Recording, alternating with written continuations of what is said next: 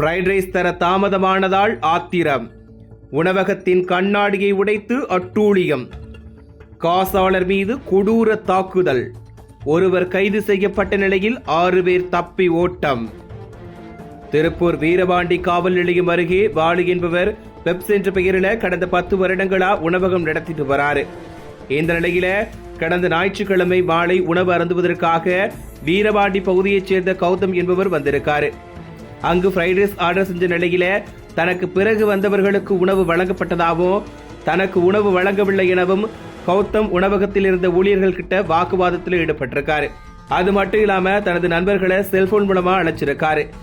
இதுக்கப்புறமா கௌதமோட நண்பர்கள் 6 பேர் அங்க வந்த நிலையில உணவகத்தின் கண்ணாடிகளை உடைச்செறிஞ்சிருக்காங்க.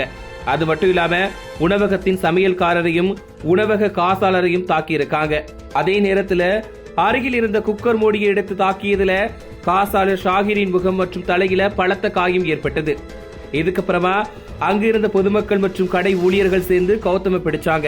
அதுக்கப்புறமா அங்கு வந்த கௌதமோட நண்பர்கள் 6 பேருமே தப்பி ஓடிய நிலையில வீரபாண்டி போலீசார் கிட்ட கௌதம ஒப்படைச்சாங்க.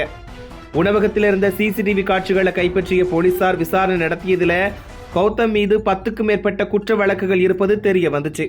இதுக்கப்புறமா உணவகத்தை சேதப்படுத்தியது, அங்கிருந்த ஊழியர்களை தாக்கியது, இரத்த காயம் ஏற்படுத்தியது, உயிருக்கு ஆபத்தை விளைவித்தது உள்ளிட்ட பிரிவுகளின் கீழ் வழக்கு பதிவு செய்த போலீசார் கௌதம கைது செஞ்சாங்க.